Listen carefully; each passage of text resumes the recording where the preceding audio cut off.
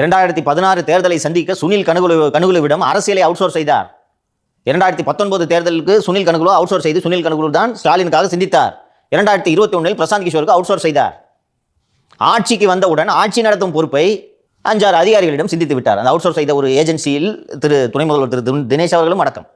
எனக்கு ஒரு நீதிபதி நேற்று ஐஏஎஸ் அதிகாரிகள் ஆட்சி நடத்துறாங்கன்றதை சொல்லும்போது, ஐஏஎஸ் அதிகாரி என்பதை கூட ஒரு வகையில் ஒப்புக்கொள்ளலாம். போட்டோகிராஃபராக வந்தவங்களாம் ஆட்சி பண்ணிட்டு இருக்காங்க. அன்னைக்கு தினேஷுக்கு அவ்வளவு அதிகாரம். தினேஷை பார்த்தா சிஎம் செக்ரட்டரி உமாநாத் கூட கும்பிட்டு போடுறாரு. இப்படி ஒரு ஆட்சி நடக்கலாமா? மக்களால் தேர்ந்தெடுக்கப்பட்ட இவ்வளவு பிரதிநிதிகள் இருக்கும்போது அந்த பிரதிநிதிகளுக்கு அதிகாரம் இல்லை. இந்த ஒரு 5-6 பேர் உட்கார்ந்துக்கிட்டு தமிழ்நாட்டில் எல்லா முடிவும் எடுக்கிறாங்கன்னா என்னையா நாடுது?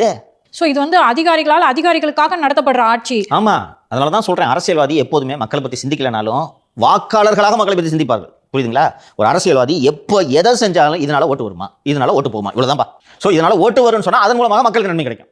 புரியுதா? அவர்களோட நோக்கம், இதனால ஓட்டு வருமா, 1000 ரூபாய் கொடுத்தா ஓட்டு வருமா, அந்த நான் முதல்வன் திட்டத்தினால ஓட்டு வருமா, ஆமாங்க இந்த மாதிரி குடும்பத்தில் எல்லாம் போய் பண்ணுவாங்க, அதனால ஓட்டு வரும். ஸோ அரசியல்வாதியோட சிந்தனை இயல்பாக மக்களை நோக்கி போயிடும். அதிகாரி தன்னை தவிர எதை பற்றியும் சிந்திக்க மாட்டான். அதனால தான் அவர்கள் அதிகாரிகள் அந்த ட்ரைனிங் அகாடமியில் முசூரிலே சொல்லி கொடுத்து தான் அனுப்புவாங்க.